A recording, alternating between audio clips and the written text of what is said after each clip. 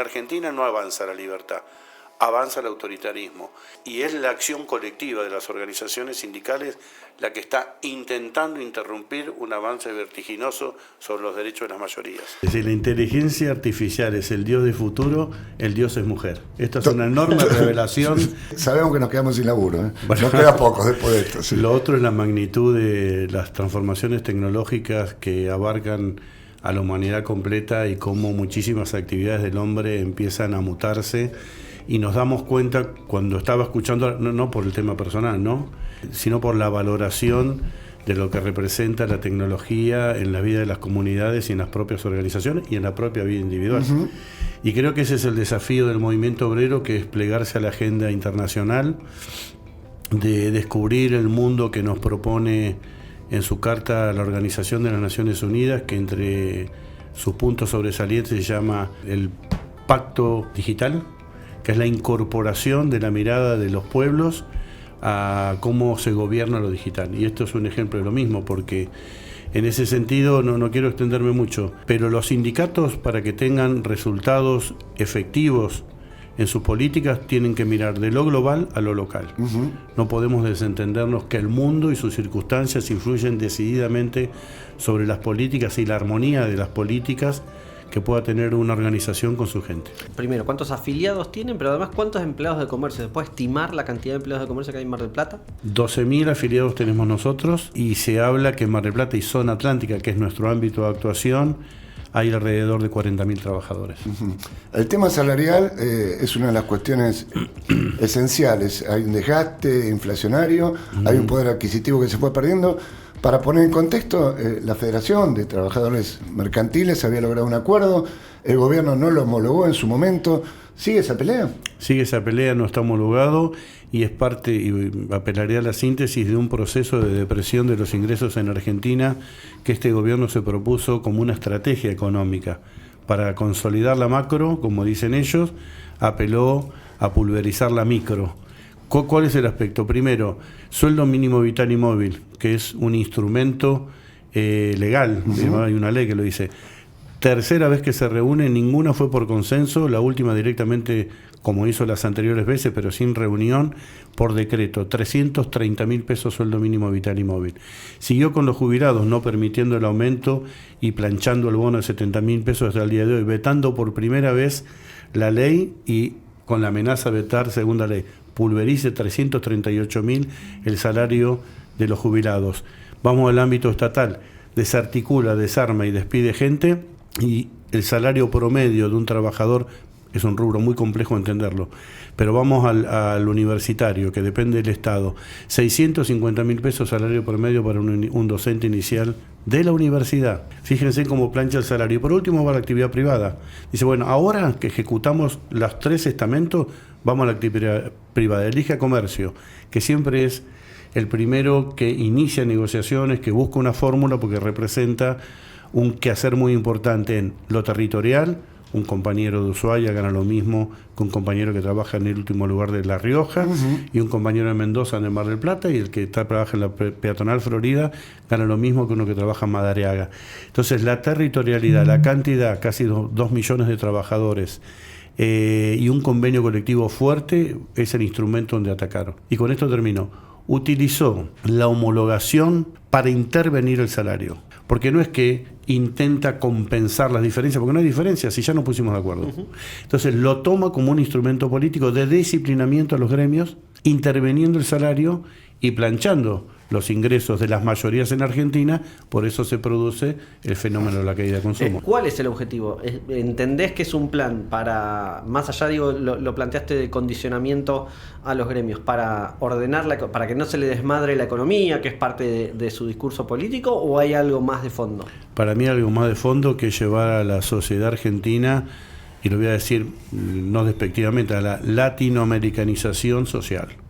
Esto quiere decir que los instrumentos políticos, y yo diría con rasgos muy autoritarios, lo que entienden es que tiene que haber una sociedad muy estratificada, que no tiene que pensar que a través del reclamo, la huelga, la movilización va a poder alcanzar objetivos que antes tenía. Si no, no se entiende por qué le pegan a un jubilado. Uh-huh. ¿Qué le pegan? ¿Porque corta la calle? No le pegan porque corta la calle. Porque su aspiración en su última etapa de la vida confronta con la idea que dijo en aquel entonces la canciller, pero ¿para qué le vamos a dar si se van a morir? O lo que dijo un intendente, creo que ayer o antes de ayer, se tiene que morir mucho para cobrar más. Entre su lógica de mercado y la lógica de la sociedad de trabajo, el hombre para nosotros es el fundamento esencial de nuestra política y para ello el hombre es un número más de los objetivos económicos.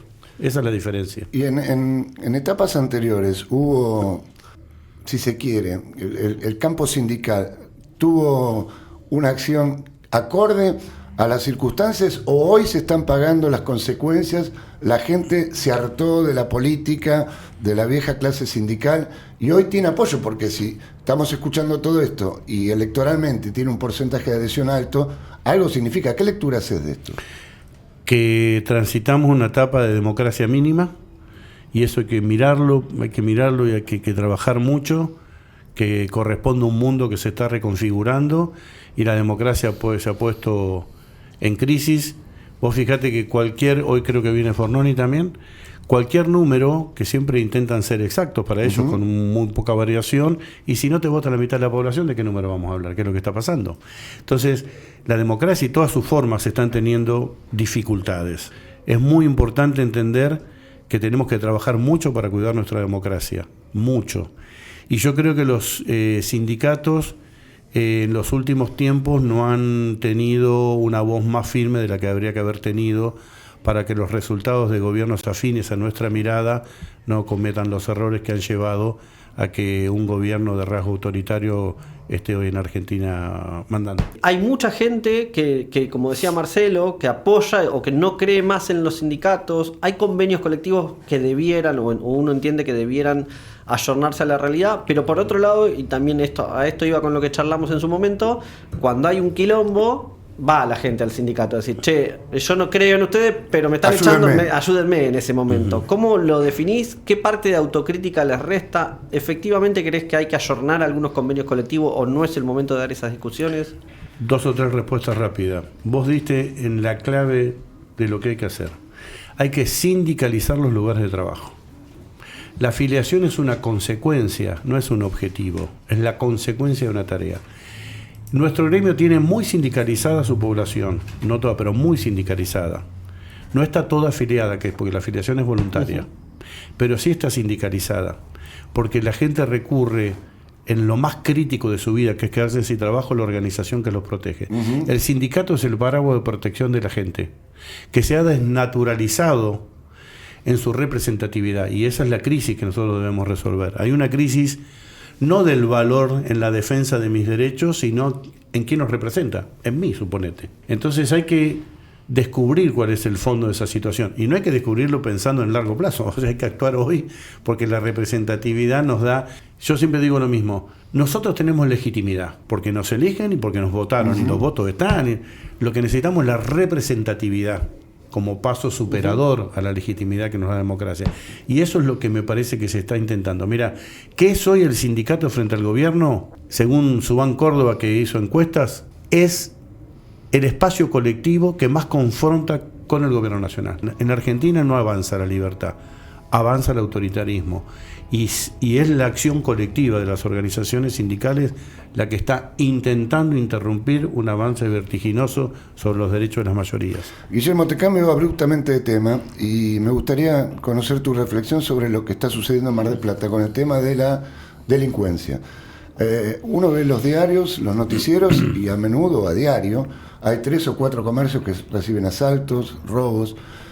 ¿Hay preocupación? ¿Hay números? ¿Qué hace el sindicato en este sentido? ¿Cuál es el panorama? Porque da la impresión que es una situación inédita la que se está viviendo. Como todos saben, la violencia está cruzada transversalmente por diferentes situaciones sociales, económicas.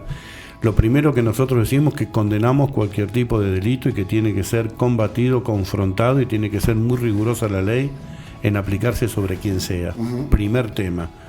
Ninguna necesidad social debería justificar el robo, la delincuencia, el asesinato, bajo ningún punto de vista. Hay que ser efectivo y cada uno que comete una acción debe tener una consecuencia frente a la misma.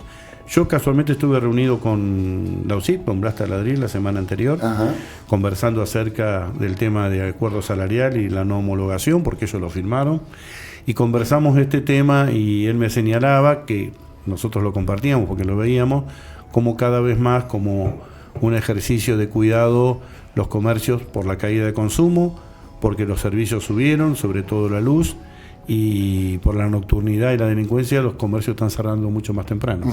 Uno ya cuando cae la tarde y empieza la noche se ven los comercios cerrados. Ellos están trabajando en un plan que tenía que ver con botones antipánico, con una serie de consecuencias, pero cuando se desborda la delincuencia no hay mecanismo que una organización de nuestra naturaleza pueda colaborar. Sí, podemos colaborar teniendo algunas acciones conjuntas con la UCI, pero no depende de una medida sindical para que no ocurra un delito. Nada, es un tema de preocupación. De hecho lo estuvimos charlando mucho y yo le decía que nosotros tendríamos que intentar hacer un cronograma de apertura y cierre de los comercios fuera de la temporada estival y de la temporada invernal, para que los comercios unifiquen su cierre en lo que ellos llaman arterias comerciales a cielo abierto, que son San Juan 39, Talcahuano, Güemes, 12 de etcétera. octubre, sí.